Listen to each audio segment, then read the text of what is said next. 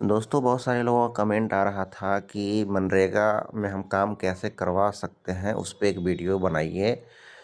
तो जो लोग मनरेगा में काम करवाना चाहते हैं, इसके लिए इच्छुक हैं और उनको पता नहीं है कि हम शुरू कहाँ से करें और कैसे, कहाँ पे क्या करना पड़ता है, क्या पेपर वर्क होता है इसका, योजनाएं कैसे खुलती है, एस्टीमेट कैसे बनता है, ये सारी जानकारी मैं आपको इस वीडियो में बताऊंगा। जो लोग ख़ास तौर पे मनरेगा में काम करवाना चाहते हैं, उनको पता नहीं है कि हम शुरू कहाँ से करें, तो ये वीडियो उन्हीं के लिए है। आप कंप्लीट अगर इस वीडियो को अगर आप देख लेते हो तो आपको किसी से पूछने की ज़रूरत नहीं पड़ेगी कि हम शुरू कहाँ से करें। सारी जानकारी मैं आपको बताऊंगा। तो इसके बाद सबसे पहले मैं आपको बता दूं कि जो लोग मनरेगा में काम करना चाहते हैं, करवाना चाहते हैं, सबसे पहले उनके पास कम से कम 20-30 जॉब कार्ड होना चाहिए। मनरेगा का जो जॉब कार्ड होता है कम से कम 20-30 होना चाहिए, तभी आप इसमें काम करवाने के लिए सक्षम हो सकते हैं। अगर आपके पास है तो आप इस वीडियो को कंप्लीट देख लीजिए। कंप्लीट देखने के बाद आपको A to Z जानकारी में इसमें आपको मिल जाएगी कि शुरू कहाँ से आपको करना है। दोस्तों, अगर आप मेरे चैनल पे फर्स्ट बार आए हैं, चैनल को सब्सक्राइब जरूर कर लीजिएगा।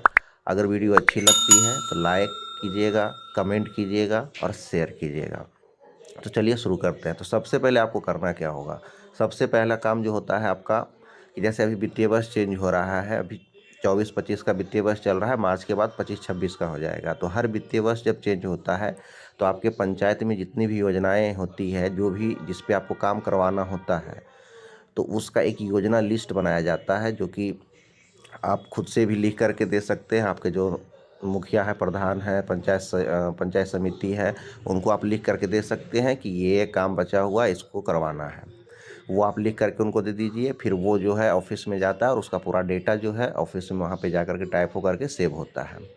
तो ये काम आपको करवाना होगा। उसके बाद जब वो लिस्ट बनता है तो वो लिस्ट आपको देखना होगा। तो लिस्ट किसके पास रहता है, वो योजना बुक जो होता है किसके पास रहता है, तो जो आपके पंचायत का जो PRS होता है उसके पास रहेगा। और आपके पंचायत का जो प्रतिनिधित्व कर रहा है मुखिया, प्रधान या फिर पंचायत समिति, उसके पास होता है। तो वो लिस्ट कैसा दिखता है वो मैं आपको दिखा देता हूँ। इस तरह का लिस्ट आपको दिखेगा, जिस तरह आप देख रहे हैं इसी तरह का लिस्ट दिखेगा। तो ये पूरा एक प्रॉपर एक बुक टाइप में हो जाता है, क्योंकि इसमें 200, 300, 400 योजनाएं होती है तो पूरे पंचायत का। तो उसमें से ये लिस्ट आपको देखना होगा कि जो काम आप करवा सकते हैं इसी में से आपको चिन्हित करना होगा कि ये काम करवाना है, ये काम करवाना है, ये काम करवाना है। ये सारा योजनाओं को आप चिन्हित कर लीजिए। और चिन्हित करने के बाद अगर आप मुखिया के माध्यम से अगर इस काम को करवाना चाह रहे हैं तो मुखिया का एक लेटर पैड होता है, उस पर मुखिया लिख करके आपको इस सारी जो योजना आप करवाना चाहते हैं, जो काम करवाना चाहते हैं, उसका नाम लिख करके मुखिया लेटर पैड पे आपको अप्रूवल देता है। या फिर पंचायत समिति से अगर करवाना चाहते हैं तो उसका लेटर पैड पे वो लिख करके देगा आपको। वो लेटर पैड लेकर के जाना है और आपका जो मनरेगा विभाग का जो ऑफिस है वहाँ पे प्रोग्राम ऑफिसर जो होते हैं, जो PO जिनको कहते हैं, उनके पास जाना है। और वहाँ पे जाने के बाद आपको उनको बोलना है कि सर ये काम मुझे करवाना है, इसको अप्रूवल आप दीजिए। तो वो PO वहाँ से आपको अप्रूवल देगा। हो सकता है कि आप 5 योजना का नाम लिख करके लेके गए हैं तो उसमें से 1-2 ही आपको अप्रूवल मिले, या फिर पूरा का पूरा मिल जाए, ये PO के ऊपर डिपेंड करता है। तो वहाँ से आपको PO से अप्रूवल लेने के बाद वो लेटर पैड आपको लेकर के कहाँ जाना है, जो आपका ऑफिस जो है मनरेगा विभाग का ऑफिस है, वहाँ का जो डाटा ऑपरेटर होता है उसके पास जाना है और उसको बोलना है कि सर कोड जनरेट कर दो, इसका, इस योजना का कोड जनरेट कर दो। तो कोड जनरेट कर देता है, वो कोड जो है जनरेट कर देगा। कोड जब जनरेट करेगा तो कोड जनरेट करने के बाद आपको किस तरह का कोड आपको दिखेगा, आप इसमें देख सकते हैं कि जो ब्लू ब्लू कलर का जो दिख रहा है ये सारा कोड जनरेट किया हुआ है, समझ गए। तो इसी तरह का कोड आपको योजना का कोड जनरेट करके मिलेगा। तो ये कोड जब आपका जनरेट हो जाएगा तो कोड जनरेट होने के बाद आगे का स्टेप क्या होगा कि कोड जनरेट होने के बाद आप ये कोड लिख करके एक कागज़ पे, उसके बाद आपके पंचायत का जो टेक्निकल असिस्टेंट होता है, जिसको PTA या फिर JE, PTA का जो काम होता है जो 5 लाख से कम का एस्टीमेट बनाता है और JE का जो काम होता है 5 से एभव जो रहता है एस्टीमेट, तो वो 5 से ऊपर का जो एस्टीमेट बनता है 7 लाख, 8 लाख, 10 लाख का, वो JE बनाता है। तो वो कोड लिख, ए वाला कोड आप लिख लेंगे, योजना कोड, और उसके बाद आप पीटीए के पास जाइए या फिर जेई के पास जाइए और बोलिए सर इसका एस्टीमेट बनवाना है मुझे, आप बना दीजिए। तो वो आपसे वो कागज़ ले लेगा। हो सकता है कि साइट विजिट करेगा जा कर के, जहाँ पे आप काम करवाना चाहते हैं वो साइट आपको जा कर के देखेगा, उसका लेंथ, लंबाई, चौड़ाई क्या है, वो सारा कुछ आपसे मापी लेगा। नाप लेने के बाद वो आपका एस्टीमेट 2 दिन, 4 दिन, 1 सप्ताह, वो उसके ऊपर डिपेंड करता है, या 1 दिन में भी वो आपको बना के दे सकता है, वो उसके ऊपर डिपेंड करता है आप कितना एक्टिव हैं। वो आप पे डिपेंड करता है। आप 1 दिन में भी बनवा सकते हैं, 2 दिन में भी बनवा सकते हैं, प्रेशर दे करके, बोल करके, या फिर अगर आप थोड़ा सा विलम्ब करेंगे खुद से तो वो और विलम्ब हो सकता है। तो ये आपके ऊपर डिपेंड करता है कि आप कितना एक्टिव है। तो वो एस्टीमेट बना देगा। एस्टीमेट बनाने के बाद, एस्टीमेट जब बन जाता है, जेई का लॉगिन से बने या फिर पीटीए का लॉगिन से बने, वो एस्टीमेट बनने के बाद जेई के लॉगिन पे जाता है। जेई के लॉगिन पे जब जाता है तो उसको टीएस बोलते हैं, तो वो टीएस करवाना पड़ता है। तो जेई को जब एस्टीमेट बनाते हैं तो एस्टीमेट बन जाने के बाद आप जब पूछेंगे जेई से, तो वो अगर बोल दिया कि हाँ एस्टीमेट बना दिया है मैंने, तो उसको आप साथ साथ में भी बोल देना कि सर टीएस भी कर दीजिए। तो वो टीएस कर देगा। टीएस करने के बाद क्या होता है कि टीएस कर देता है वो, तो वो जो योजना जो आपका है वो चला जाता है। अगर आप मुखिया के फंड से करवा रहे हैं, मुखिया के थ्रू करवा रहे हैं काम, तो मुखिया के लॉगिन पे चला जाएगा। अगर पंचायत समिति के लॉगिन से करवा रहे हैं, पंचायत समिति के माध्यम से, तो वो पंचायत समिति के लॉगिन पे चला जाता है एएस के लिए। वहाँ से वो अप्रूवल देता है। एएस या टीएस आपका जेई कर देगा, उसके बाद एएस जो है मुखिया करेगा या पंचायत समिति करेगा। जब वो दोनों एएस कर देता है, तो एएस करने के बाद वो चला जाता है आपका जो पंचायत का, जो पंचायत रोजगार सेवक होता है, पीआरएस जो होता है, उसके लॉगिन पे चला जाता है जियो टैग के लिए। जियो टैग कहाँ पे होगा? जहाँ पे आप काम करवाएंगे, जो साइट आपका होगा जहाँ पे आपका काम करवाना है, वहाँ पे जियो टैग होता है। जा करके वो फ़ोटो क्लिक होता है, वहाँ से लोकेशन लेकर के, लॉन्गिट्यूड एटीट्यूड का लोकेशन होता है, वो जियो टैग करता है। तो पीआरएस जो है आपका, वहाँ से जब जियो टैग कर देगा, तो जियो टैग करने के बाद यहाँ पे आप देख सकते हैं इसी में कि जो ब्लू ब्लू दिख रहा है, इसमें ऑन गोइंग दिख रहा होगा बहुत सारा। उसके बाद यहाँ पे देख रहे हैं फिजिकल कंप्लीट दिख रहा है, अप्रूव दिख रहा है, न्यू दिख रहा है।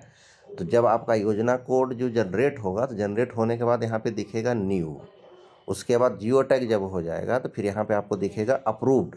अप्रूव्ड दिख जाएगा। अगर जब आप काम रनिंग कर देंगे, काम उस पर डिमांड लगवा देंगे, तो फिर ऑनगोइंग में वो दिख जाता है। तो जब जियो टैग आपका हो जाएगा, तो जियो टैग होने के बाद आपके पास जितना जॉब कार्ड है, सारा जॉब कार्ड का एक लिस्ट बनाइए, और लिस्ट बना करके आप ऑफिस में जाइए। ऑफिस में जाने के बाद जो डाटा ऑपरेटर होता है उसको दीजिए डिमांड करने के लिए उस योजना पे। और अगर आप डाटा ऑपरेटर को नहीं देते हैं, तो फिर आपका जो पीआरएस है आप उसको भी बोल सकते हैं, उसको भी वो लिस्ट दे सकते हैं, वो आपको डिमांड करवा देगा। डिमांड करवाते वक्त आपको ध्यान देना है कि जितना भी जॉब कार्ड आप दे रहे हैं सबका एनपीसीआई आपका क्लियर हो, नहीं तो पेमेंट आपका फंस सकता है। तो इस चीज़ों का भी ध्यान रखना होगा। अगर आपका सारा जॉब कार्ड नया है, तो आप ऑफिस में एक बार उसका एनपीसीआई सबका चेक करवा लीजिएगा। चेक करवाने के बाद ही आप डिमांड करवाइएगा। जब डिमांड जब लगेगा, डिमांड जब हो जाएगा, तो मान के चलिए 20 लेबर का डिमांड आपने करवाया है, 30 का करवाया है, 40 का करवाया है, तो जब जिस दिन से आपका डिमांड चालू होता है, उस दिन से आपको हर रोज़ अटेंडेंस बनाना पड़ता है। तो अटेंडेंस बनाने के लिए क्या है कि हमारे चैनल पे अटेंडेंस का भी वीडियो डाला हुआ है। आप कैसे अटेंडेंस बनाते हैं उसका भी वीडियो मैंने डाल दिया है। अटेंडेंस आपको कैसे चेक करना है वो वाला वीडियो भी डाला हुआ है, कि अगर वो उसकी जानकारी आपको नहीं है, आप अटेंडेंस बनाने के लिए नहीं जान रहे हैं, तो वीडियो जा करके देख लीजिए कैसे अटेंडेंस बनता है।